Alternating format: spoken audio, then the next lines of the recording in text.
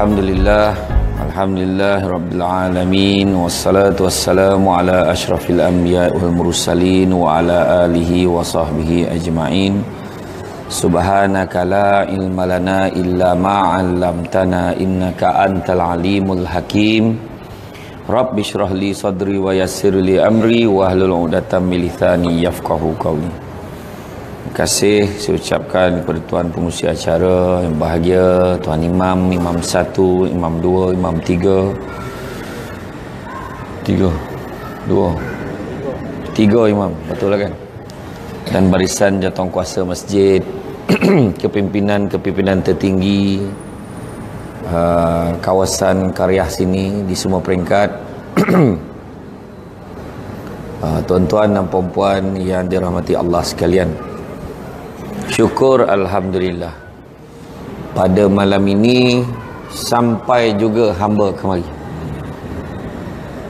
Pergerakan dari Seremban jam 5.30 petang, kini baru tiba, mengengsot ke Padan. Dia bukan merangkak lagi dah, mengengsot. Mana yang dapat lah kan. Sabarlah orang yang duduk area sini kan, jalan utama. Tapi Alhamdulillah tuan-tuan dan puan-puan sekalian berada awal di tempat ini, tempat yang memang menjadi tujuan kita. Malahan jangan lupa berdoa, kalau dan mati sok biarlah kat sini. Contoh ayat biarlah dan mati kat masjid, senang tak banyak cerita. Mandi pun boleh mandi tahu sini kan, contoh lah makna minta supaya la ilaha illallah, mudah-mudahan itulah menjadi pengakhiran kalam kita. Sebab tajuk yang dipilih pada malam ini adalah mengingati mati. Sebab itulah formula yang paling baik untuk menyelesaikan segala masalah ke atas dunia pada hari. Ingat mati. Kan? Mak, besar kipeh ni. Saya memang kalau tengok kipeh besar ni, mantap peranjat tu 35,000 kipeh ni kan. Slow tu yang tak rasa panas mana. Dia sebenarnya kipeh ni kadang-kadang panas, cuma dia ada orang dalam ni ramai yang beriman, jadi sejuk lah betul lah kan. Jadi persoalan yang boleh kita tanya pada diri kita kan, masalah-masalah yang berlaku di sekeliling kita, betul ke mati itu, mengingati mati itu boleh menyelesaikan? Memang ya. Masalah politik, ingat mati, selesai. Tak ada dia beramuk-ramuk dah, dia fikir nak mati dah. Nak gaduh-gaduh pun buat apa? Sampailah 3 nya. Nak gaduh-gaduh pun buat apa? Kan? Fikir-fikir kalau gaduh-gaduh besok dah mati, macam mana? Tak sampai minta maaf. Gaduh-gaduh, orang-orang usik sana usik sini, orang ni bukan geng kita, dia ni bukan geng kita. Sudah kebahagiaan yang kita nak capai dalam politik tu adalah perpaduan dan rapatnya kuah satu dengan yang lain. Politik ni hidup bermasyarakat sebenarnya. Kita ni tak kira apa pun pegang kita, sampai ke masjid tolak topi lah kan, sampai kan nak semayang pun pilih imam, ni kan imam kita ni. Apa hal pula kan? I'tiqad sama, semua menyembah Allah, sudahlah. Kan? Lainlah cari, lainlah imam yang tak ada ilmu tu lainlah. Tapi ni dalam hal kadang bergaduh sebab politik. Cuba tengok, Nabi sayang isteri-isteri Nabi, maka kita pun kena sayang isteri kita. Orang perempuan dong ya kan, okey. Orang perempuan tak ada isteri tapi dia ada suami, sayang suami sebab sama macam Nabi, sebab Nabi sayang pasangan, kita sayang pasangan. Kedua, Nabi sayang keluarga, kita sayang keluarga kita. Ketiga, Nabi sayang sahabat, maka kita kena sayang sahabat-sahabat kita, termasuklah jiran tetangga kita kena sayang. Dan yang keempat, sayang siapa? Nabi sayang umat Islam yang berpegang teguh kepada syariat Islam. Jadi apa hal pula tak disebut dalam tu tentang parti mana? Dia tak Nabi ajar, kalau dia bukan sama parti dengan kau bangihlah dengan dia. Tak ada, Nabi tak ajar. Tapi kalau dia berpegang teguh pada syariat Islam, sayanglah dia, sebab Nabi sayang dia.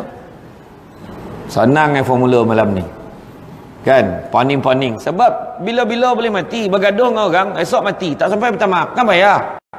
Elok baik dengan semua orang. Senang habis itu. Yang paling senang adalah jadi orang baik, iaitu baik dengan semua orang. Itu paling senang. Tanda-tanda orang yang baik, datangnya disambut, baliknya diiring.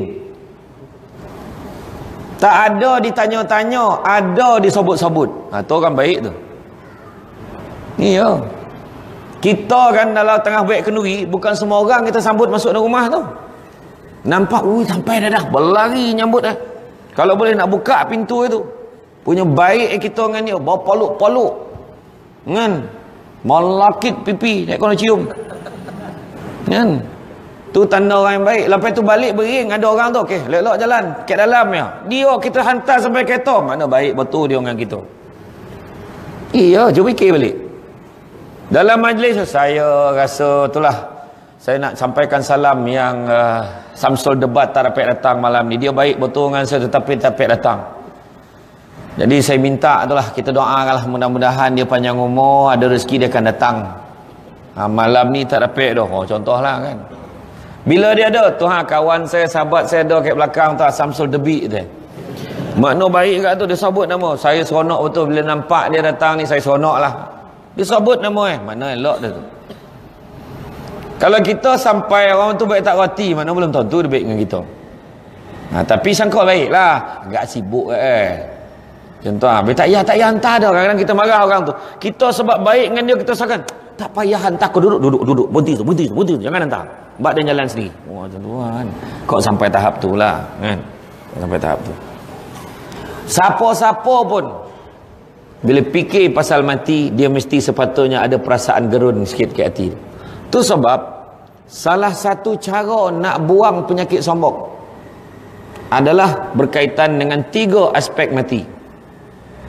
Pertama, ziarah orang sakit tanat. InsyaAllah kita akan kurang sikit penyakit sombong kita. Dengan sakit tanat, pergi tengok, ya Allah sian ya Allah, Eden besok macam mana lah ya Allah, janganlah kau bagi dan tanat macam ni ya Allah, kau nak cabut-cabut dalam nyawa aku, janganlah macam tu, sorry warna nampak ya Allah, hidup macam tak hidup, macam mati pun ya Allahu Akbar. Kan? Kurang sikit dah rasa gitu. Tapi janganlah saja-saja cari yang tanat tu. Dia pergi hospital, ada tak yang tanat hari ni? Macam tu dah, makna dengar ada yang tanat, pergi tengok. Tuan. Yang kedua, ziarah orang meninggal. Ziarah orang meninggal boleh memupuk hati kita ingat mati, dan kita pun kurang sombong kita ke Allah Ta'ala. Tengok Allah, ramai pula yang tengok jenazah hari ni. Dan ni besok ada tak orang tengok dan dalam mulut dan jahat. Contoh.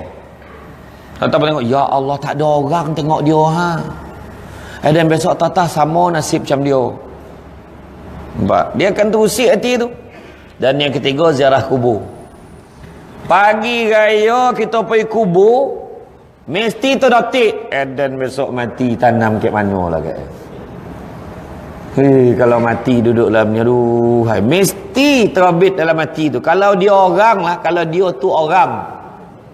Kalau binatang mungkin tak rasa, dia orang. Ada dalam mati tu, dan besok sampai masa dan akan mati.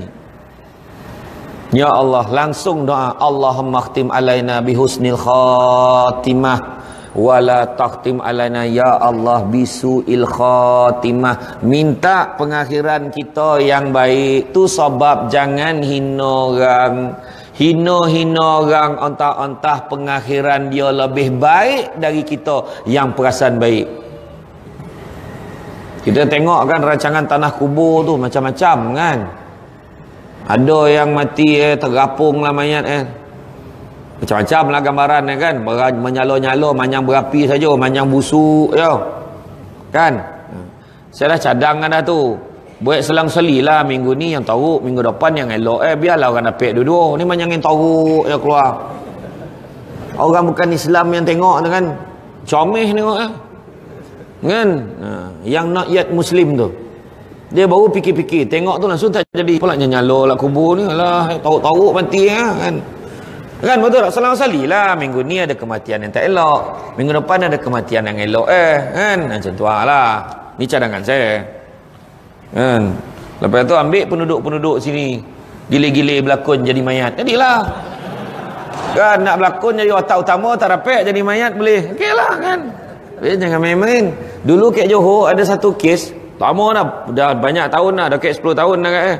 Masa tu segi khusus imam tu cerita saya, dia kata kat Johor pernah satu kes, tak disebutlah daerah mana, tapi dia kata ada berapa 10 ke 13 orang budak terlibat dengan pesta seks. 15 tahun, budak umur 15 tahun.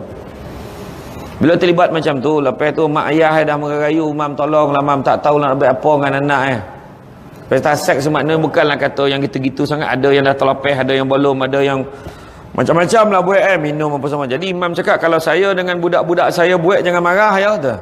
Buatlah apa imam nak buat, yang penting elok budak tu. Apa yang imam ni buat, dia kumpul dengan budak-budak tu kan, ditutup mulut itu, tutup, ikat, kemudian dikapan. Tangan kaki dia ikat, kemudian dikapan. Dikapan, dibawa ke kawasan perkuburan, diletak dah gasak gali kubur, letak ke topi kubur tu. Beza ditalkin dulu sebelum tanam. Nah, yang mak duduk sebelah imam, adalah ustaz-ustaz yang lain pun tolong sekali lah. Mak ayah masing-masing duduk kat tepi kubur tu, contoh duduk sebelah. Yang imam tu baca, ketika ditanya oleh Tuhanmu siapakah? Ditanya oleh malaikat siapakah Tuhan kamu, maka jawablah. Dia tanyalah. Wahai supulan-supulan, tanya kan. Masa tu budak tu nak menjerit tak boleh. Dah tutup mulut. Yang mak macam ni sedih, macam dah mati betul lah. Bila dah habis tu budak tu dah tak bunyi dah, tinggal air mata je keluar. Lepas tu bawa masuk dalam kubur, dikambuhkan sampailah ke dada, kemudian bawa keluar balik. Bila keluar balik, buka kapan ni semua buka ni, sujud dia kat mak dengan mak abah. Lepas tu barulah diceritakan rupa-rupa setelah beberapa perenggan talqin tu dibacakan, budak tu dah nampak macam-macam. Yang mak abah pun tak nampak. Dia nampak macam-macam dan dia dah rasa seolah-olah dah percaya yang dia memang dah mati. Nak tunjukkan. Sampai macam tu sekali buat. Budak tu lepas pada tu elok. Lepas tu tak tahulah. Lepas 2-3 bulan lepas tu tak tahulah. Masa tu elok, Rajab tak tahulah. Saya wallahualam tak tahu. Tapi makna kata sampai tahap tu nak bagi pengajaran. Tapi hari ni mak bapak ramai yang mengada-ngada anak-anak kena duduk kereta pun nak saman sekolah. Anak-anak kena rotan sikit, cakap cikgu samsing. Kan macam-macam lah, macam-macam. Sekarang cikgu tak boleh usik budak lah dah sekarang ni. Kita makin lagi pula sampai tetangga telinga.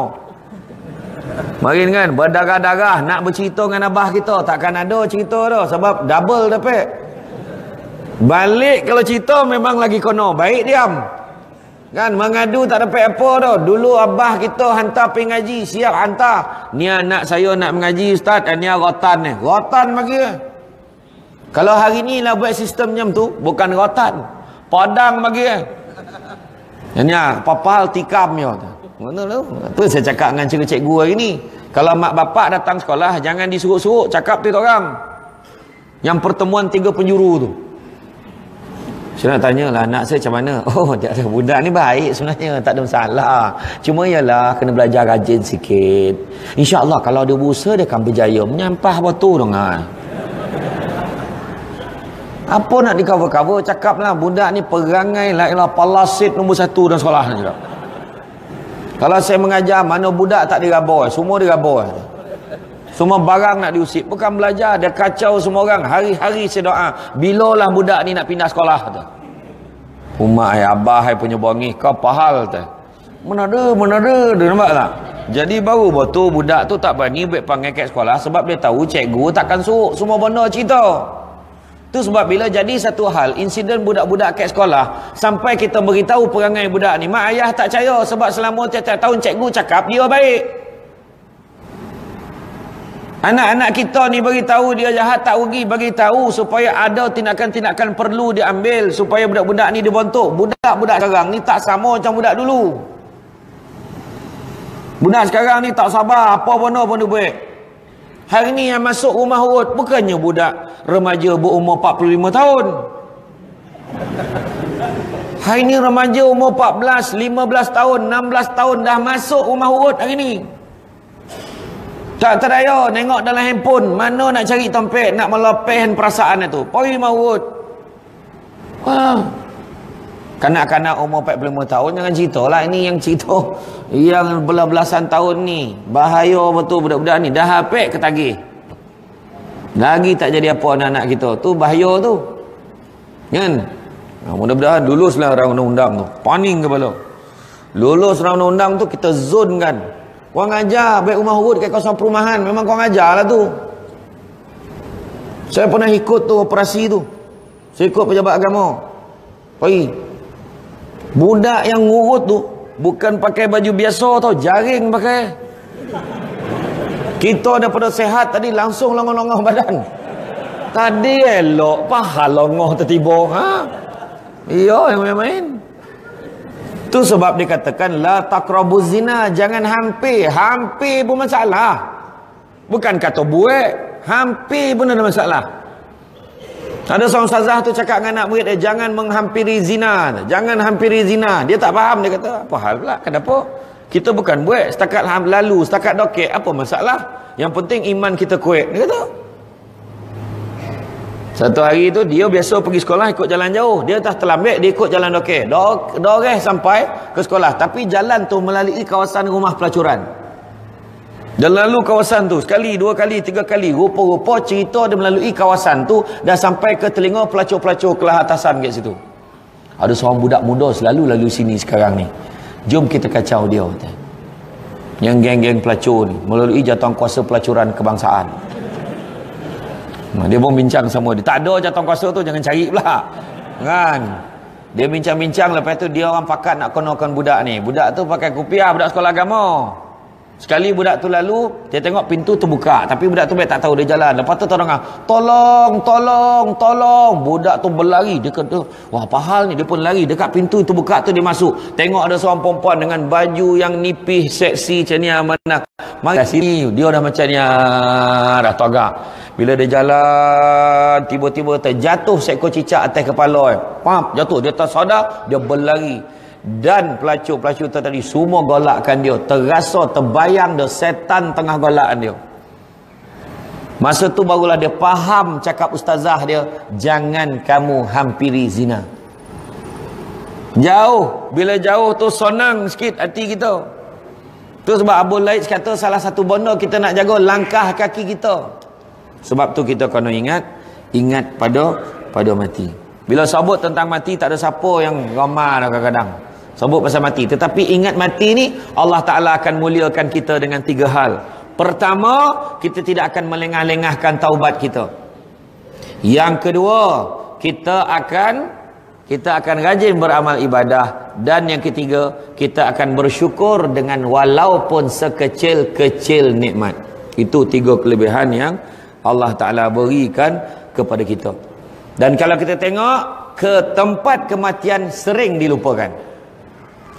Tempat kematian sering dilupakan bermaksud di mana juga kita berada, kita kadang-kadang lupa ke mana kita nak mati. Kalau kita bercadang nak mati di masjid, kena pastikan kita sentiasa pergi masjid. Tak ada siapa bercadang mati di pasaraya, walau macam mana dia gama pun pergi pasaraya. Tak ada siapa pun gama meninggal kat pasar malam, walaupun gama dia beli taufufah kat situ. Walaupun dia gama beli yang taufu. Kan, kat pasar malam. Orang Malaysia ni dia pasar malam ni satu kemestian. Terutama orang perempuan. Jadual pasar malam dah ada meloket kat peti ais tu. Hari ni pasar malam mana, besok pasar malam mana. Sebab di situlah barang-barang yang murah. Makan pun sedap. Dia pun gama pergi pasar malam main. Tapi sekarang ni kena selubung kain tudung pergi. Orang dah rekod ada Samsul debat kan. Saya ingat pergi Makkah hari tu bolehlah relax sikit. Tak ada tu. Tengah tawaf pun kacau kat orang. Pula kono perempuan ni. Langsung tu lupa berapa round dah tadi pusing. Kacau waktu lah. Kan?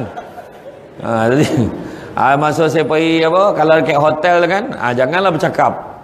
Saya duduk dalam lift kan, nak naik. Saya duduk kat Hilton dengan pak saudara saya semua. Saya pergi 19 orang di keluarga saya. Duduk dalam lift tu kan, memang diam, jangan cakap apa-apa. Dia kalau dengar suara tu dia tahu. So, diam. Yang perempuan orang kira, rasanya iyalah. Bukan kot, buat tak tahu je dia. Itulah tu aku isi. Ya, bukan. Pak Ngah saya tanya. Kita nak makan dulu ke balik bilik tu? Balik bilik dulu lah Pak Ngah. Abah tu lah. Kata.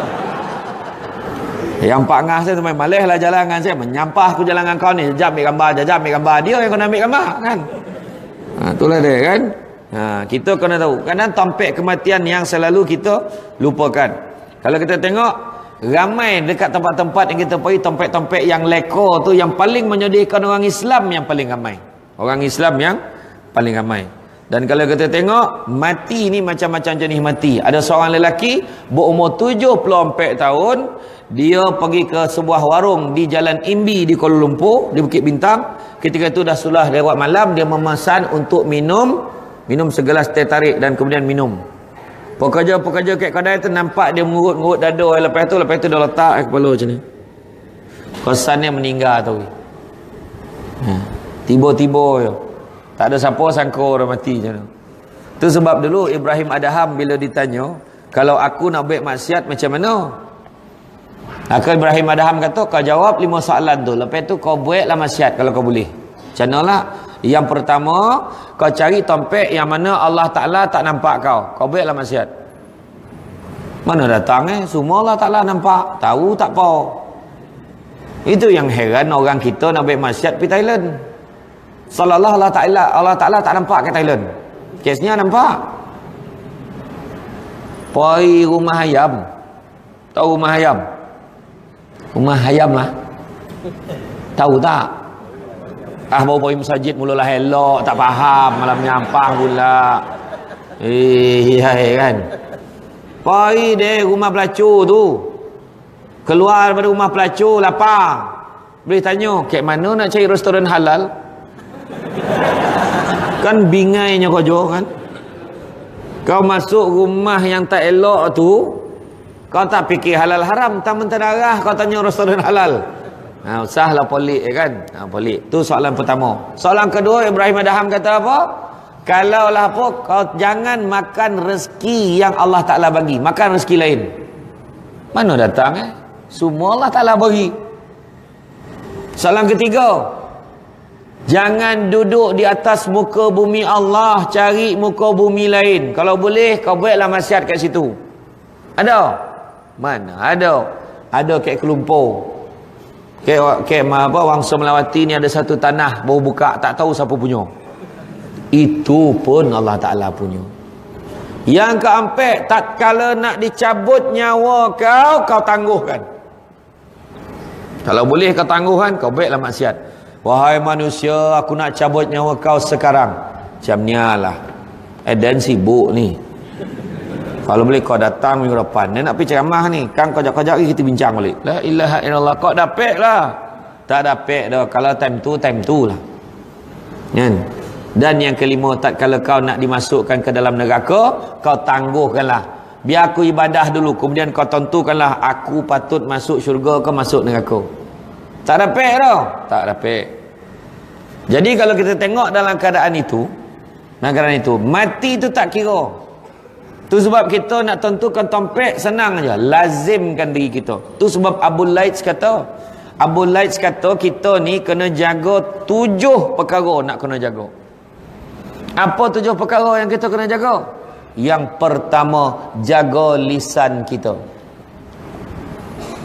Lisan ni ada 2, satu lisan berlidah dan yang keduanya lisan berjari. Lisan berlidah, apa yang kita cakap, ya Allah tak sangka batu. Dan donga dia kena tangkap anak bila tadi. Mana kau tahu antah dan donga-donga? Tak tahu tau. Dan donga-donga. Ya kau siapa cakap? Adalah 2-3 orang cakap. Betul ke tidak? Antah. Dia pula tak dah donga macam tu, tak sabar jiwa tu nak cerita dengan orang lah. Kau tahu tak, anak kau nak tangkap. Mana kau tahu dia cakap? Dah kawan tu cakap pula dah. Wah, kawan tu tadi dah beritahu donga-donga, belum tahu lagi dah. Jap, sorry. Faham ke tidak ni saya cakap ni? Saya dengar-dengar aje. Tak tahu lah betul ke tidak. Dah macam Jawa pula bunyi dah kan. Kan? Jadi makna lepas sampailah orang yang kelima, dendong habis semua nak kena tangkap. Dah habis semua Nampak? Bila dia sebar-sebarkan benda tu banyak jadi tak betul. Tu lisan berlidah. Lisan berjari dalam handphone, WhatsApp, WeChat, BeeTalk, Facebook. Dia ambil kopi pada orang, send, forward. Sedangkan benda tu tak betul. Itulah saham yang paling berbahaya, yang boleh menjerumuskan kita dalam api neraka tanpa kita sadar. Tu sebab WhatsApp bila baca, kalau rasa tak tahu betul ke tidak, jangan forward. Kalau perlu delete. Sebab takut tak sengaja tersend. Kan? Delete tahu. Kan? Barang siapa yang ni pesanan buat semua, kalau ternampak label makanan dekat belakang packaging makanan tu ada label E220, E221, E222, maka bersaksilah bahawa di dalamnya ada gelatin bab 1. Jangan makan, nanti jadi darah daging. Sila sebarkan kepada yang lain sekiranya anda mengambil berat. Oh mak kan? Ada gelatin bab 1. Babilah kalau payah faham. Kan? Yalah. Sedangkan itu tak betul. Sebab kalau tanda dia E220, E221 tu tadi yang ada nombor-nombor tu, itu adalah pensampelan untuk menentukan dia gelatin apa. Itu saja. Kalau ada logo halal tu, halal lah. Itu je. Melainkan kita meragui logo halal tu. Ada yang kita nampak macam bau tampal yang nampak pergi telefon JAKIM. Kan? Macam tu lah. Telefon nombor hotline tu. Kadang-kadang tu kena faham tu. Jaga lisan kita. Jangan forward. Sebab orang hari ni, kita kena tahu hari ni adalah zaman fitnah. Orang lagi gemar dengan fitnah daripada dengar benda-benda yang betul. Kita ada 6 zaman kan? Zaman Nabi, zaman sahabat, zaman kejatuhan kerajaan Islam, zaman fitnah, zaman kebangkitan khalifat akhir, dan yang last kali zaman kiamat. Kita dah ada pada zaman fitnah. Mufti Saudi pesan, banyakkanlah menumpukan perhatian kepada tugas-tugas kamu daripada bercerita soal yang kamu tidak tahu menahu. Tak tahu jangan cerita, bahaya. Bercakap benda yang kita tak tahu, tak kau kalau orang percaya benda tu jadi tak betul dan boleh jadi fitnah, jangan cerita. Syamsul debat tak ada kaitan dengan Aida jebat. Jangan disebar-sebarkan kan. Saya kona pun tidak Aida jebat tu dong, ngau sebut Aida jebat lah kan. Disebar-sebarkan, bahaya. Jangan gitu. Nak pula musimnya dah nak sampai. Musim tu dah tak lama lagi nak sampai. Musim-musim orang bercerita hal orang, tak lama lagi sampai ni. Beria betul, orangnya memang tak berguna, orangnya jahat. Ada sejarah silam yang 1970-an sampailah sekarang, semua keluar. Musim-musim pemilihan ketua lorong. Faham? Tu Allah lambat pula malih waktu dan cakap lah orang saja kias-kias ni pandai, yang tak faham tu cerita lah ambil waktu kan. Kita pun cerita dan kona dia dongan-dongan nama dia disebut-sebut akan jadi calon ketua lorong. Kita pun mulalah, aku kona dia daripada kecil lagi. Mana pokok yang kat dusun mah orang tak diragut buah tu, semua dicuri habis semua kambing dicuri dijual kat orang. Mana perempuan masa umur 20 tahun, mana perempuan dalam kampung ni tak dibawa naik motor. Dia dulu apa bono, mana duit orang tak dicuri cerita semua keluar. Sedangkan soalan nak ditanya malam tadi, kau tahu tak? Kau tidur dengan dia tak malam tadi? Tak tahu. Minggu lepas bila last kau jumpa dia? Lebih kurang 20-30 tahun dulu kau jumpa dia. Jadi kau tahu tak yang dia 10 tahun kebelakangan ni dah taubat? Kau tahu tak yang dia 5 tahun terakhir ni memang dia dah banyak dah ke masjid dan dia tak peduli dah hal dunia ni? Kau tahu tak dia meraung-raung minta ampun dengan Allah Ta'ala dan dia banyak dah terlibat dengan kerja-kerja dakwah? Kau tahu ke tidak? Tak tahu. Jadi bondo yang kau cerita tadi aib dia dan bukan hak kau nak buka aib orang ni. Tu dia cakap. Imam Hanafi bawa barang ke pasar, orang nampak dia bolalah, tu tak bolalah, berlari. Berlari. Bolalah tu berialah datang macam tu. Kalau suami masuk dalam bilik, bolalah dia masuk dalam bilik macam tu lah. Macam tak pernah jadi. Kan? Jadi berlari dia pergi ke Imam Syafi'i, Imam Malik, Imam Hanafi. Pergi ke Imam Hanafi. Wahai tuan, mari kami angkat barang kau, wahai tuan. Imam Hanafi kata, buat apa? Tak payah. Tak apa tuan, kami nak angkat. Kenapa kau nak angkat? Kau ni orang baik, kau ni orang mulia. Kami kena angkat. Takkan kami tak angkat? Kamu ni orang yang berilmu. Menangis Imam Hanafi. Semua tanya, kenapa kau menangis? Imam Hanafi kata, sesungguhnya manusia ini kelihatan hebat hanya dek kerana Allah Ta'ala menyembunyikan aib kita daripada pengetahuan orang lain. Semua orang ada aib ini, cuma tak dibuka ke Allah. Jadi kalau tak nak aib kita dibuka ke Allah, jangan buka aib orang. Dah selalu tengok drama kan, dia cerita-cerita pasal orang, rupa anak dia lagi teruk. Yang takkan tak belajar lagi, tengok drama meraung tapi tak ambil pelajaran, ambil apa? Saya memang tak tengok lah drama Melayu ni, menyampah, jap sambung, tak bila sudah tak tahu. Baru nak beri penampah, koreh, dah sambung, nak menyampah tu tengok. Iya, ada sini perangai, ada dah tua-tua bangko tidur peluk bantal sajuk. Bantal sajuk lah, bantal busuk.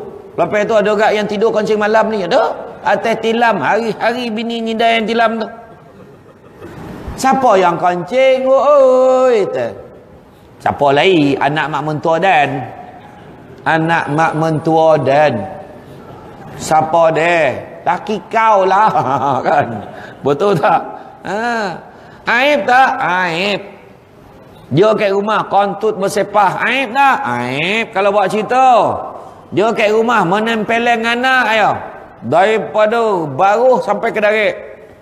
Makna daripada ujung sampai ke ujung sini. Tak. Semua ditampak. Penampai semua. Daripada kecil. Kat luar nampak penyayang. Peluk anak yatim. Ceniak bergambar. Kat rumah di belasah anak. Aib tak tu? Aib. Macam-macam aib kita. Tu sebab kalau tak nak aib kita dibuka, ada perangai-perangai kita yang marin-marin tu kan, janganlah buka aib orang. Tu sebab saya kata, kalau orang tu ingat mati, politik tentu okey. Kalau orang tu ingat mati, ekonomi pun okey. Tak ada dia menipu, berniaga dah. Sebab dia sadar dia akan mati. Nak menipu berniaga apa benda? Tapi nipu dah. Kan, sebab dia ingat kalau dan mati besok macam mana, semua Allah Ta'ala akan tanya. Ada seorang sahabat tu balik kan, bawa balik 200,000 dirham.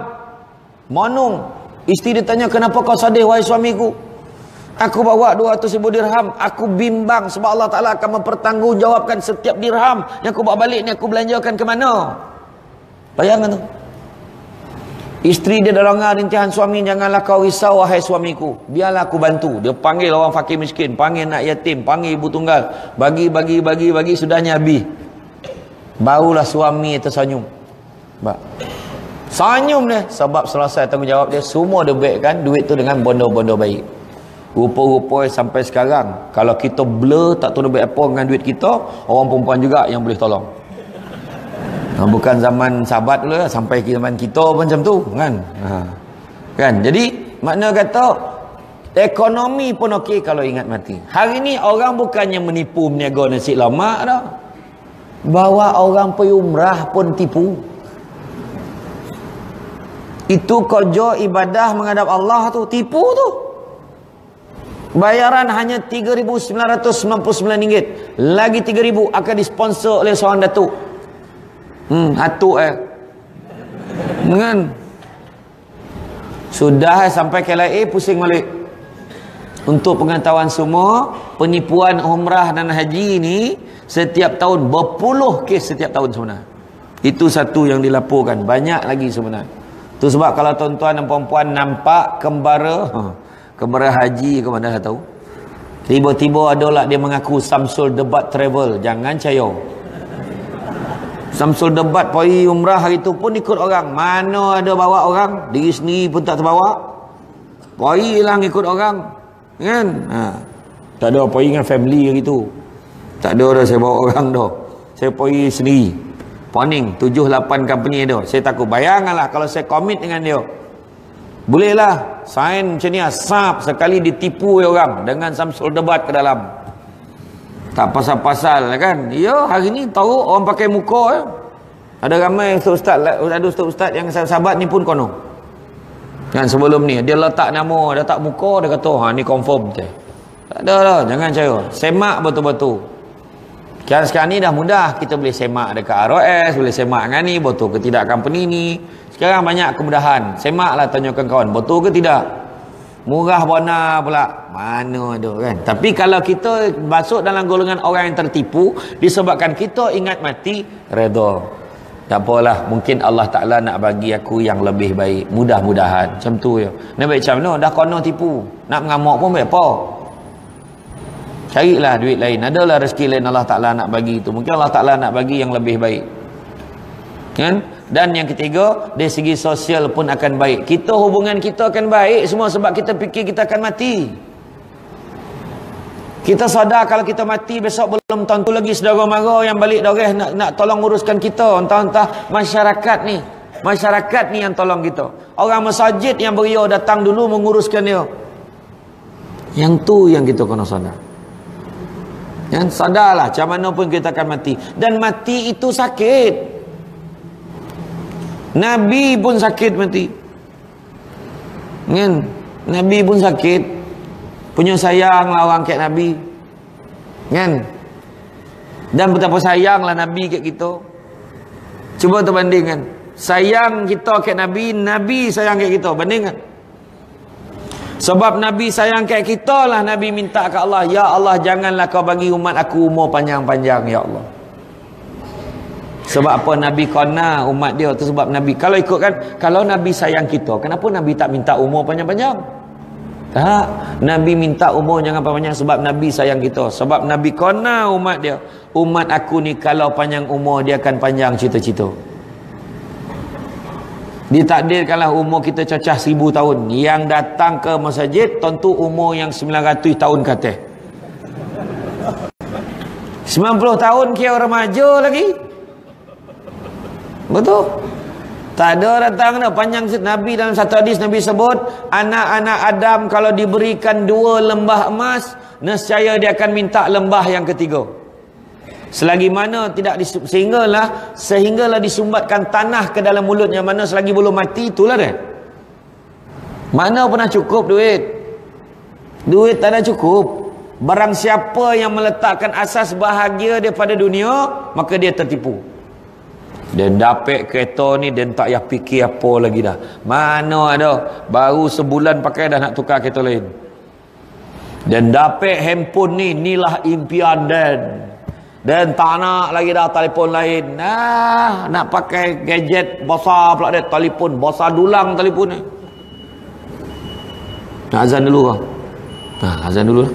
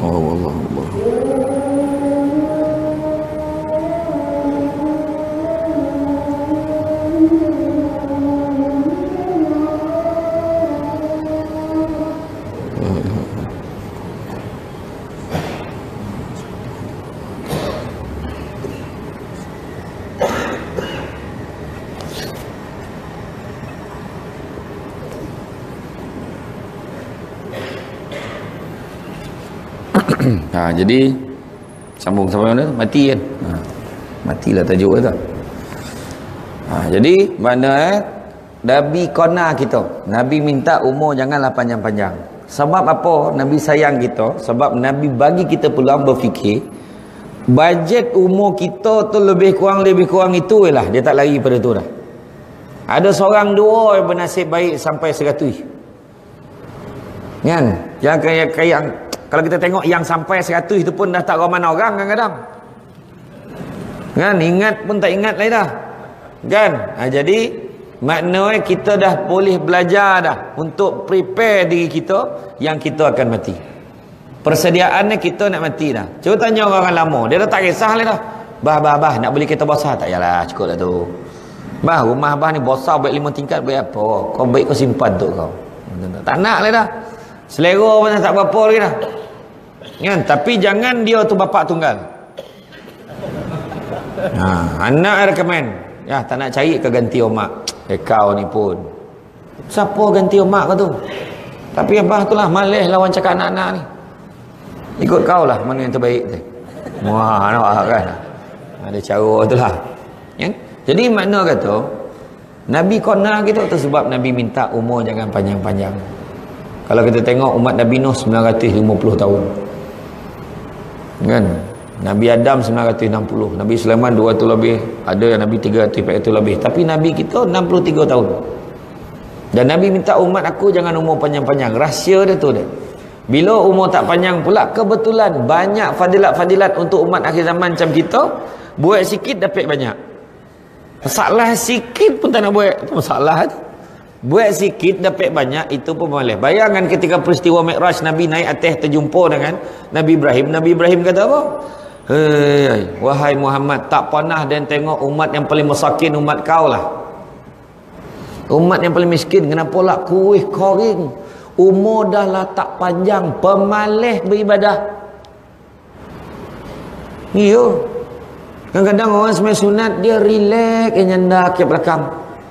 Seolah-olah kau semayang lah, dan dah banyak dah. Macam tu lah lebih kurang. Kan kadang-kadang comel tu, relax je dia. Kita lah comel. Gak ada banyak dia ni ke kan. Semayang sunat. Apa lagi buat lah. Bukannya lama benar pun. Tapi itu dah pemalih. Jadi Nabi Ibrahim aja apa? Perbanyakkanlah menanam tanaman syurga. Apa benda iaitu subhanallah walhamdulillah wala ilaha illallah wallahu akbar wala haula wala quwata illa billahil aliyil azim. Ramai yang tak tahu la haula wala quwata illa billahil azim ni penyerahan secara mutlak kepada Allah tu yang kita baca tu, itu adalah merupakan khazanah daripada syurga yang mana Allah Ta'ala turunkan hanya untuk umat Nabi Muhammad. Umat lain tak dapat. Umat Nabi Muhammad dia dapat tu. Tu sebab kalau tak buat rugi, buat. Umur kita tak panjang, bila-bila masa boleh mati. Kan? Tak ada siapa berani cakap besok pagi hidup lagi. Cakap. Siapa berani cakap? Tak ada siapa berani tu. Kajap lagi pun belum tentu. Kan? Bila-bila boleh mati. Ada orang tu tengok peristiwa benar, tengok Lee Chong Wei masuk lawan Lindan Olimpik. Set pertama Chong Wei menang, dia sampai menjerit. Akhirnya set ketiga Chong Wei kalah. Tapi Chong Wei tetap kaya, dia mati terperanjat. Ingat tak dulu yang masa Malaysia menang Piala Thomas separuh akhir kalahkan China, final kalahkan Indon dulu, ingat tak? Berapa ramai yang mati separuh akhir tu? Mati kat rumah tengok TV, tak sangka Malaysia menang dengan China. Masa tu saya salah seorang yang tengok, bukan salah seorang yang mati tu, salah seorang yang tengok. Atau peranjat lah orang. Saya salah seorang yang tengok pagi tu, ingat 2-3 pagi kita tengok masa tu. Aldi Wiranata kan masa tu kan kalah dengan Fukok Kiok masa tu. Mak kan joget masa tu kat rumah seorang-seorang. Yalah mak pun dah tidur. Dulu kan berapa ramai yang mati? Tak ada siapa sangka. Budak yang kat Johor tu yang naik basikal tu meninggal dunia. Kita mak ayah pun tak sangka seawal itu umurnya meninggalkan ibu bapanya. Tu yang suami isteri naik kereta, himpok, tahu tak himpok? Dihempap oleh tiang. Tiang tu himpap kereta, masa tu juga meninggal. Tak ada siapa sangka dah. Itulah kali terakhir anak yang melihat ibu bapanya. Di Texas, kisah benar, seorang lelaki tu dia bawa lori pickup tu. Dia bawa, entah macam mana, dia ni pengidap kencing manis yang kronik. Tak macam mana dia salah makan, salah suntik insulin tu dos tu lebih ke kurang, tak macam mana dia jadi flat contoh kolap, dia bawa langgar laluan pejalan kaki tu ada 3-4 orang termasuk 2 kanak-kanak mati serta-merta. Wahal dia bukan jalan ke tengah jalan, memang laluan pejalan kaki pun boleh mati. Nak cakap apa? Kita hantar anak kita naik bas ekspres dengan anak isteri kita naik, kita pun babai macam mana, tak dapat ikut dah pergi Kojo. Tak sangka bas ekspres malam tu accident masuk gaung. Tak ada siapa sangka. Orang yang naik kapal terbang, siapa sangka naik kapal terbang tak sampai-sampai. Berapa lama ke atas tu sampai sekarang? Betul tak? Nak tunjukkan apa? Semua dengan izin Allah, kita tak tahu. Allah Ta'ala tentukan takdir tulisan maut kita kat mana, tak tahu. Itu sebabnya. Itu sebabnya ingat mati. Umur tak panjang, boleh agak-agak. Boleh agak-agak, kita takkan umur kita panjang mana pun. Nabi Yaakob kawan baik, kamcing gila. Nabi Yaakob kamcing dengan malaikat maut. Bukan dengan orang, bukan dengan mentari dah, dengan malaikat maut. Bayangkanlah kalau kita baik dengan malaikat maut macam silap-silap Perdana Menteri telefon, kau tolong tanyalah sikit malaikat maut tu mati bila kan contohlah kira kan kita kawan dengan raja paling berpengaruh dalam dunia ni pun tak boleh banding kawan dengan malaikat maut. Dia siap minum dengan kita kat warung depan tu. Kita dengan malaikat maut minum sesama, minumlah, dia minum. Kawan kita nampak, siapa tu? Kawan kita tanya kita, siapa yang sebelah kita? Punya jobo itu tak jobo. Jobo ni action lah. Kan ada yang cakap saya mencarut belakang, tu masalah tu. Saya pernah pakai perkataan jobo ni dekat Perak, dia khabar saya mencarut. Alah, sabarlah aku. Jobo ni belagak lah kan, sombong. Dia cakap, dia tanya, siapa sebelah? Kau tak kena kau ni siapa? Agak kita macam tu lah. Kau tak kena ni siapa? Inilah malaikat maut. Apa tu? Kau baik perangai. So cabut nyawa orang. Macam tu lah. Kalau kita. Tapi Nabi Yaakob tak macam tu. Nabi Yaakob baik dengan malaikat maut tu, berburak, dialog. Setiap kali malaikat maut datang, wahai sahabatku, kau datang hari ni nak cabut nyawa aku ke, atau kau nak ziarah aku? Wahai sahabatku Yaakob, sesungguhnya aku datang hari ni, aku nak ziarah engkau. Setiap kali datang tu lah soalan tanya, kau nak cabut nyawa aku ke, nak ziarah aku? Aku nak ziarah engkau, wahai Yaakob. Tanya sampai satu hari Nabi Yaakob tak tahan. Wahai sahabatku, bolehkah kau tolong aku satu perkara? Kau khabarkanlah wahai Yaakob, apa yang boleh aku tolong? Kalau boleh, kalau kau nak cabut nyawa aku, janganlah kau main cabut. Bagilah warning dulu, bagilah tanda-tanda. Kau jangan risau wahai sahabatku Yaakob.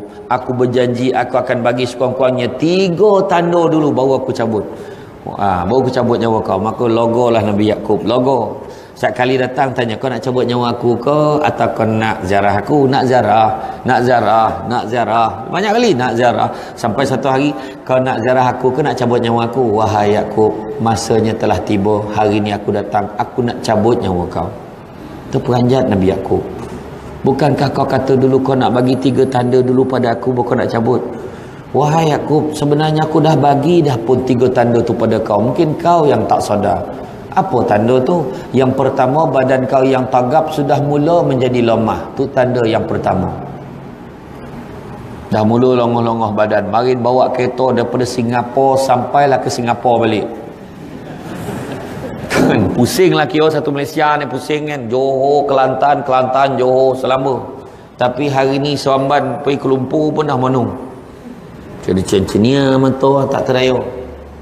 Kedua, badan kau yang tagak sudah mula menjadi bongkok.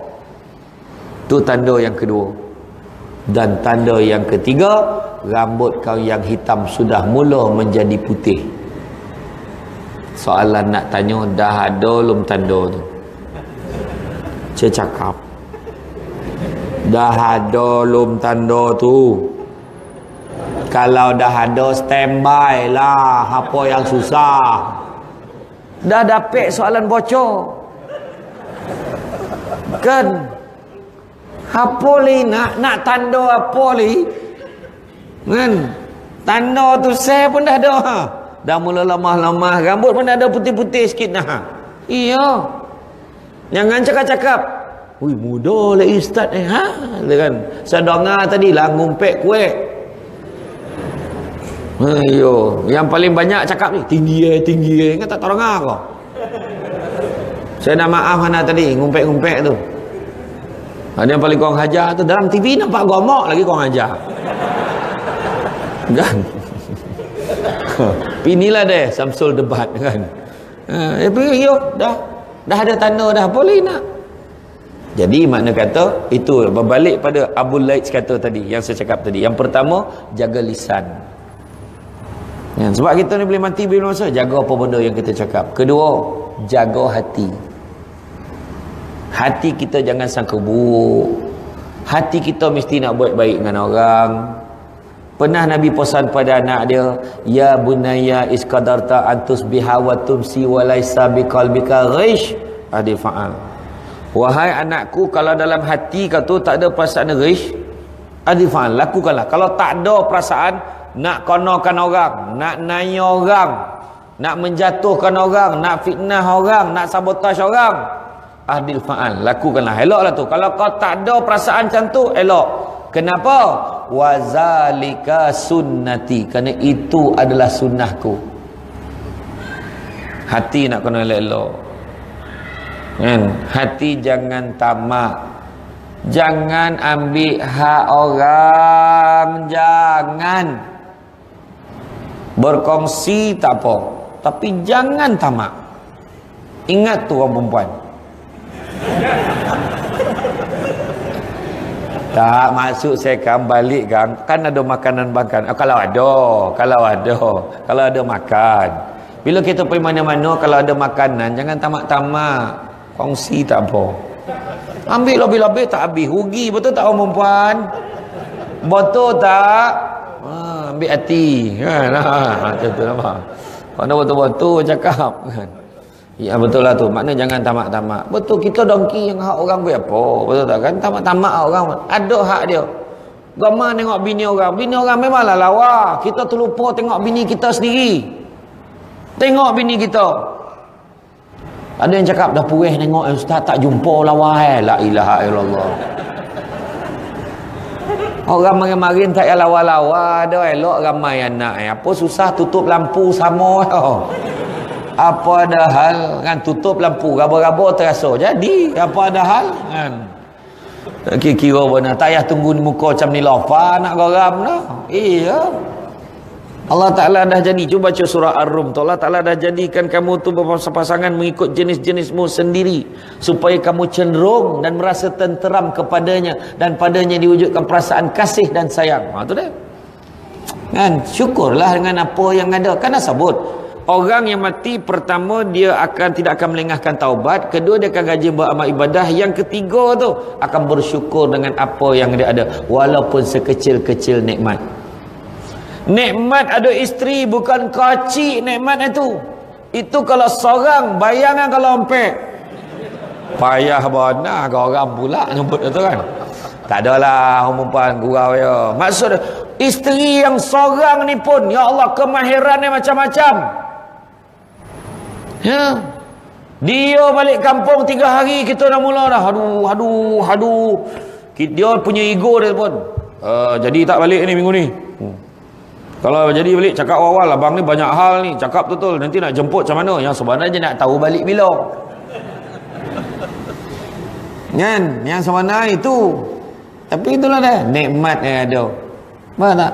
Syukur dengan sekecil-kecil nikmat. Itu sebab pedulilah bini orang. Tengok bini kita sudah. Kan? Ni ya, memandang wajah isteri dapat pahala. Dia benda yang dapat pahala pertama, tengok wajah mak bapak pun dapat pahala.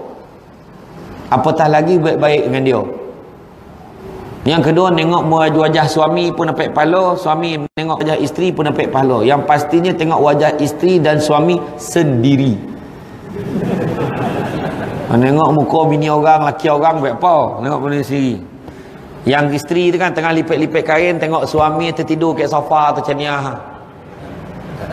Yang bini, ya Allah, marin dan kahwin dengan kau handsome. Ni malam ni seburuk-buruk makhluk tu, la ilaha illallah cakap Cuba tu ubah cakap comel botu laki dan dah lah kita tengok dapat pahala puji pula. Lepas tu suami tu terperanjat, Allah, kau tengok aku? Tak adalah, tengok abang tidur kesian nampak Yang suami pula sambil baca surat khabar tu kan, dia tinjau bini yang lipit kain. Yang bini cucinya. Abang tengok kita ke? Kata kan. Tak, abang tengok belakang kau. Topi kan. Dia nak cover kan. Tu. Yang ketiga tengok apa? Tengok Kaabah. Tengok Kaabah pun dapat pahala. Tengah-tengah kita pegang remote kan. Tengok TV 1, TV 2, TV 3. Tiba-tiba ada live di Makkah Al-Mukarramah. Kita tengok. Ya Allah, bilalah dia nak sampai ni, ya Allah. Nak bona sampai ke sana, ya Allah. Dulu dah sampai sekali, nak pergi lagi, ya Allah. Tengok dapat pahala. Apatah lagi kalau kita beribadah di sana. Dan yang keempat, tengok Al-Quran pun dapat pahala. Apatah lagi bila kita membacanya, memahaminya dan melaksanakan apa yang disuruh oleh Al-Quran tu. Tu deh. Jadi jangan kita tamak ya. Jagalah apa yang kita ada. Kedua, jangan dongki. Orang tu naik pangkat, kita dongki. Orang tu kahwin baru, dongki. Dia dah lama hidup seorang, dia kahwin dapat bini muda, mulut jangan jahat tau. Dah tua nak mampu, sibuk kahwin muda. La ilaha illallah. Lupakah kita dia kahwin tu dengan izin Allah? Cuba tanya budak perempuan tu, kenapa kau nak kahwin dengan lelaki tua tu? Jangan salahkan yang tua itu. Yang tua itu hanya pasrah dan reda siapa jodoh. Tanya yang muda itu, kenapa kau nak kahwin dengan lelaki tua ini? Kita tengok yang melodi tu kan, saya suka kahwin dengan dia sebab ini romantik. Kan orang tua tu romantik. Yang kedua, setiap kali saya merungut apa-apa kan, dia memang tak pernah menjawab balik. Dah dia pakak. Payah mana kan. Itulah kegadangan. Itulah dia. Jadi makna kata, jangan. Kadang kita bercakap, kita lupa tau. Benda tu berlaku dengan izin Allah. Dia naik pangkat dengan izin Allah. Allah Ta'ala tulis dia jadi ketua kampung. Orang canang-canang dia ni jadi ketua kampung. Mana orang tahu? Dulu masa Menteri Besar Selangor dulu, sibuk ni jadi Menteri Besar, ni jadi Menteri Besar, ni tiba-tiba ni tak siapa orang kan, semua dengan izin Allah. Tiba-tiba Samsul Debat jadi Perdana Menteri. Janganlah marah kan. Nampak macam mana tu pun dengan izin Allah, betul tak? Iya, nak cakap apa? Semua dengan izin Allah. Kalau kita mempertikaikan dia, jangan lupa kita mempertikaikan siapa yang memberi keizinan itu. Makna samalah artinya kita mempersoalkan apa yang Allah Ta'ala dah tentukan untuk orang lain. Kita ni kadang-kadang bila dah tak dapat sesuatu nikmat, kita lupa nikmat lain yang kita ada. Masalah Dan jangan kita sombong. Jangan sombong. Hebat mana pun manusia, dia tetap perlukan orang lain. Cikgu takkan boleh mengajar kalau anak murid tak ada. Tukang gunting mana boleh gunting rambut sendiri? Doktor gigi mana ada cabut gigi sendiri? Tak ada. Dia pun minta tolong orang. Benar? Kita menggaru belakang badan pun kadang minta bini garu kan. Tak sampai. Lagi satu lagi sadap orang lain garu. Umat sadap betul kau garu, sadap betul kau garu. Digahai pakai pecakar rumput tu. Patutlah sadap mana. Kan? Iya. Ada satu kisah Felix Batista namanya. Dekat Mexico dia buka satu syarikat nama Red Scorpion. Philip Batista, Red Scorpion, dia ni merupakan konsultan unit perunding yang menyelesaikan masalah penculikan antarabangsa. Lebih 100 kes penculikan diselesaikan. Akhirnya dia kena culik. Macam mana nak cakap? Dah orang poning siapa pula nak selesaikan kes dia? Tu cakap hebat mana pun kita. Jangankan hidup, mati pun kita perlukan orang lain. Mati kita tak mandi sendiri. Ada orang mati mandi sendiri. Bak seni gayung, lari orang kampung. Dengan Tok Adi lagi. Berakhirlah episod Tanah Kubur untuk tahun tu. Ya. Orang macam mana Toruk sekalipun punya takut akan mati kan. Bukan takut mayat kan. Tak ada dia bawa van jenazah tu balik kampung. Nak balik raya, kenderaan tak ada. Mam, nak pinjam van jenazah ni boleh tak? Tak ada siapa teramak pinjam bawa balik raya tu. Tin sampailah siapa pula yang meninggal. Mau comel mak-mak kita kat kampung tu, langsung orang lain yang meninggal. Kan? Iya. Kan? Nak tunjuk kan tak ada dah. Kita mati pun kita tak mandi sendiri. Kita perlukan orang lain. Nak sombong buat apa? Tak ke mana. Kadang kita sombong dek bono-bono kecil je. Lama handphone dan macam lawa tak handphone dan. Dia boleh sombong tu dengan handphone. Pecah berdorai. Nak sombong apa? Handphone yang berdorai. Nak sombong apa? Bono tak kekal lama. Dalam kita rasa bono tu hebat, besok dah ada handphone yang lagi hebat lagi pada tu. Tak ada apa. Dunia habis kejap ya. Buka kitab Mukasyafatul Qulub, baca tentang keburukan dunia dan meninggalkannya. Cuba baca. Berapa ramai orang tertipu dengan dunia. Dan dapat duit ni sok, senang hati dan. Mana senang? Lagi susah hati dah. Anak-anak berobot, bini minta macam-macam. Beloklah tak ada duit, lagi senang. Kan? Tapi tak ada duit pun susah ya. Betul lah ada orang cakap, duit bukan segala-galanya. Tapi segala nak pakai duit. Kan duit tak bawa mati, betul, tapi boleh mati sebab tak ada duit. Kan maksudnya boleh mati tu ialah dah demam nak pergi klinik pun tak ada duit, macam mana? Kono ya ikhtiar kan. Iya, kono agak kerja, kono agak cari duit, tapi tak adalah sampai menghamburkan diri pada duit. Itu ya. Kan ada orang naik kapal terbang tu punya sombong. Kocik kapal terbang ni. Mak sombong kau. Saya pun cakap, kau buang semua tempat duduk ni bang, kau duduk seorang-seorang. Nak tengok besar tak besar kapal terbang. Itu sebab Allah Ta'ala ajar kita syukur. Biarlah kita naik kapal terbang 1 jam dah sampai Kelantan. Masa tu saya ceramah di Ketereh, Kelantan. Turun ke Kota Baru, sejam dah sampai. Syukur naik kapal terbang. Cukup tinggal sikit bawah tu. Orang tu naik bas 9 jam baru sampai. Terantuk-rantuk kepala kat dinding bas tu, tak sampai lagi. Belum.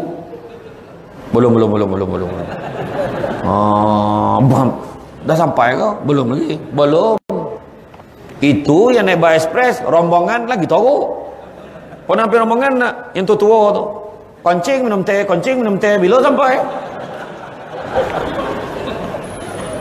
Berhenti nak kencing. La ilaha illallah, paning dah debar menyasar betul dia bawa grup ni. Jap kencing dia kan.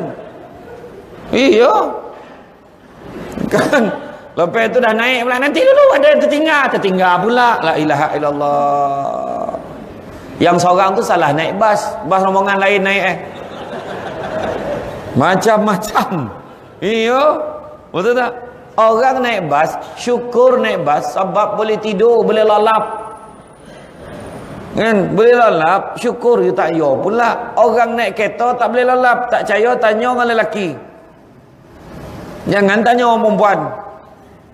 Orang lelaki yang berjaga bawa kereta. Yang perempuan, saya temankan abangnya, abang risau.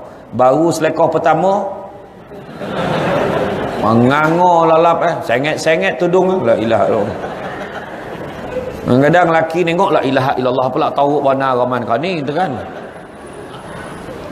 Orang yang naik kereta pula syukur naik kereta sebab boleh berteduh daripada hujan dan panas. Orang tu naik motor. Saya balik raya haji marin balik Perak, tengok orang tu naik motor, la ilaha illallah. Terbaring ke hentian Sungai Perak tu. Kan RNR Sungai Perak tu, cuba tengok pukul 3.4 pagi, seram ramai tidur kat wakaf tu. Dia kan sakit pinggang, pinggang dah tak ada. Poin main jauh orang nonton nakap tu. Iya daripada Johor bayangan sampai nak pergi utara. Sian tengok Syukurlah kita naik kereta. Orang tu naik motor syukur sebab laju. Orang tu naik basikal. Orang naik basikal syukur naik basikal sebab tarik-tarik naik basikal belum pernah lagi roadblock polis tahan dia. Berhenti, mana lesen basikal? Tak ada orang tanya macam tu tau. Dia yang sound polis tu ada kering kering kering kering tu tak nak tahan kau. Kau ajar tu. Orang naik basikal syukur naik basikal sebab bila tengok orang lain orang tu jalan kaki. Orang jalan kaki syukur sebab masih boleh berjalan. Orang tu dah terbaring tak boleh bangun. Orang yang dah terbaring syukur sebab masih hidup. Orang tu dah mati. Orang yang dah mati tak ada syukur akak dah habis. Syukur alhamdulillah dah mati kan. Tak ada dah. Jangan terpedaya dengan muda sebab mati tak syarat tua. Jangan terpedaya dengan sihat sebab mati tak syarat sakit. Ada orang tu elok jalan bab jatuh dalam lubang dalam gila pun tak dalam macam tu. Bila dah jatuh sampai dalam tu orang ingat dia mati sebab dalam botol lubang tu mesti mati punya. Orang tarik pakai tali helak sampai atas usik-usik nadi ada lagi, rupa dia pengsan. Dia tak mati. Bila dia terjaga bang handal bang. Kenapa dia baru sadar? Kenapa? Abang jatuh dalam lubang tapi tak mati bang. Dalam lubang tu. Ya kau mana lubang tu? Dia tinjau lubang tu langsung mati. Terperanjat tengok lubang. Tadi jatuh tak mati. Dek nengok lubang tu mati. Nak khabarkan sebab mati ni tak sama. Iya. Ada seorang lebay tu masuk hospital. Masuk hospital dah 3 hari dah. Akhirnya dia beransur pulih. Bila dia beransur pulih dia dipindahkan. Apa ni, dia diminta pergi rujuk dekat HUKM. Daripada hospital Sungai Buloh kena pergi HUKM kat Sanun. Tak kenapa dah cek darah kat Sanun. Cek yang terakhir lepas tu dah boleh balik dah. Dia kata okey lah. So adalah yang hantar. Yang seorang tu pula naik motor pergi hospital Sungai Buloh, naik motor pergi sampai Sanun. Sampai Sanun dia pun tinjau tengok mana dia dah keluar, dia pergi HUKM. Dia dah keluar, dia dah tak ada, dia pergi HUKM. Oh ya ko, yalah dia balik. Bila balik berselisih lah dengan seorang orang kampung, seorang jalan naik motor dia pun tin. Mana Haji mana? Innalillahi wa inna ilaihi raji'un. Dia menyangka kawan tu dah mati. Kalau kabut balik nak beritahu yang kawan tu dah mati. Wah, hal orang tu beritahu dia tak ada ke hospital. Dia balik sampailah rumah, kebetulan lah bateri kawan tu kong, telefon tak dapat, confirm lah mati ni. Sampai ke rumah, Assalamualaikum kak, saya satu tumpang sempati, kenapa? Lah saya pun balik ke hospital. Anjir apa cakap, laki akak dah meninggal. Ya kau. Langsung pasang kemah. Orang kampung dah ramai yang datang. Semua standby kan kopiah menunggulah jenazah ni baik betul. Dak ni baik, roh ni ya Allah, arwah ni pun baik betul semua. Doakanlah mudah-mudahan rohnya dicucuri rahmat. Yang tu lah tu saya pun dapat cerita yang kawan ni tadi pula dah tahu kawan tu tak ada, dia pergi pakan, dia tak tahu balik rumah. Tak tahu cerita yang orang muda heboh meninggal ni. Sampailah orang daripada HUKM tu hantarlah orang ni balik sampai rumah turun, Assalamualaikum, yang bawa berita tadi meninggal terperanjat. Sudah dia yang kedua bumi kan iya, mana tahu kan. Itu sebab jangan sambang-sambang dalam hidup kita ni. Jadi hati nak kena baik, jaga hati, itu yang kedua. Yang ketiga, jaga pandangan mata kita. Jangan tengok benda-benda yang tak elok. Banyak lagi benda-benda elok boleh tengok. Marah TV ni tak apa benda cerita dah sekarang ni, menyampah dah tengok remote kat tangan siapa? Yang pergi tekan 7 hari mencintaimu apa hal? Biar aku jadi penunggu. Abang Bomba I love you. Suri hatiku Mr. Pilot.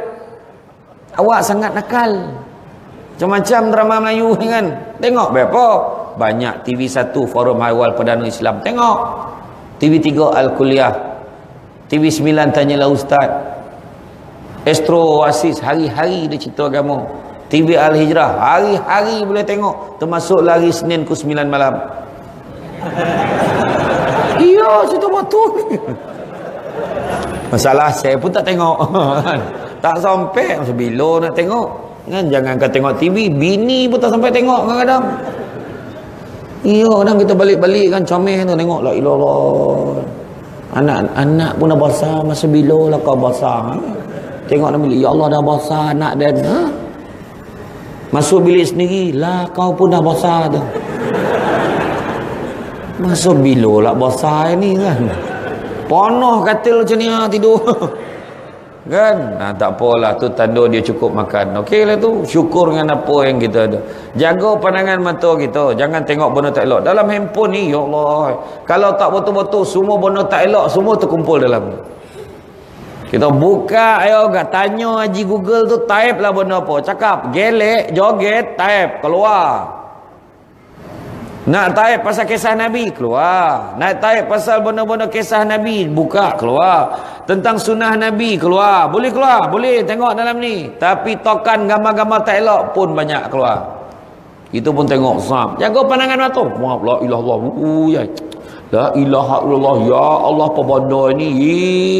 Ya Allah, sampai satu tu memang terperanjat. Allah terperanjat, langsung tumbang. Bila tumbang, telefon terletak kat sebelah bab. Anak datang, ya ngucap ya, ya ngucap ya, ngucap ya. Nampak telefon, huyo anak tengok. Sebab jaga pandangan mata, jangan tengok benda-benda yang tak elok. Bulan puasa contoh kan, dah tahu kan dekat luar tu banyak pandangan-pandangan yang boleh menegatifkan pahala puasa. Tapi meraya-raya lagi buat apa? Melia-liakan pandangan mata kita buat apa? Tu saya tak nak cerita. Tu tunggu kuliah Ramadan, nanti booking. Kan ni bulan puasa kan kat bazar Ramadan bukan tampek selamat lagi dah. Biar macam-macam image kita nampak. Mula-mula tengok paha ayam, depan tu paha orang. Mula-mula tengok dada ayam, lepas tu sambunglah sendiri. Jaga pandangan mata kita. Sekarang ni anak-anak kita pun jangan jadikan sumber mata orang jadi tak elok. Anak-anak kita pesan, anak ingat tutup aurat, bukan balut aurat. Hari ni pakai tudung tapi baju seketat-ketat kita nengok pun tak bernapih. Kita tak bernapih nengok Kek pasal malam tu, la ilaha illallah, saya tengok budak tu baju ketat-ketat, kek dado ada tulisan pakai manik pula tu, menyalo-nyalo. Kita yang lelaki ni terpaksa lah baca. Tak apa ditulis dah centuan silau-silau kan. Tak adalah saja. Bila dah roket apa ditulis? Apa tengok-tengok. Tak beranjat gitu. Sah tu lah budak ni. Lepas tu kan kita pun astagfirullahaladzim, budak tu menjaling pusing, rupa kat belakang pun ada tulis kalau nak cakap teh. Saya bercakap, dik mana kau rapik baju ni dik? Kat pasal malam banyak, mak kau tak marah kau? Mak pun ada satu. Mak kau pakai kat rumah untuk abah kau, tak apa. Yang kau ni pakai untuk siapa? Kan jaga pakaian tu. Terutama juga kita kadang-kadang dah tua tapi tak sadar-sadar berkamban je dari kain. Sap lalu imam Abang Imam ni motor keparit orang tua tu, la ilaha illallah. Bukan imam sini dah, tempat lain saya cakap ni. Imam sini okey. Ya, jaga tu. Jangan kita jadi sumber pula. Nak pakai lawa untuk suami tak apa. Kat rumah tak ada. Itulah baju baju binatang. Baju kelawar tak habis-habis. Cuba pakai baju yang elok sikit. Kan kawan sinilah tempat lain. Ya. Jadi itu deh. Jaga pandangan mata. Seterusnya jaga apa? Jaga perut. Perut kita janganlah telan benda-benda yang haram. Nabi dah ajar kita. Carilah rezeki yang halal, kerana sesungguhnya yang halal itu cukup buat kamu. Nabi dah ajar. Kan rezeki yang halal kita cari. Kita tengok kadang-kadang kan pernah Kita dah bayar bilnya, dah bayar. Belum lebih lagi apa yang belum bayar? Bila cek-cek semua bayar dah. Duit apa ni ke Belum lebih. Alhamdulillah, kebetulan anak alak tanya, ya, lama tak makan luar. Tak apa, malam ni kita makan kek luar ya. Ye, kosanya bontang tika kek luar rumah. Tak adalah, ayah buat lawak tahap gaban kan. Dia kata bawa pergi makan kek luar, ada rezeki sikit, alhamdulillah. Iyalah, lepas tu 2 bulan lepas tu baru teringat tu duit apa. Ada duit dah disimpan untuk benda lain, tapi rezeki lah tu. Mana? Cari rezeki yang halal. Jangan sibuk cari duit banyak.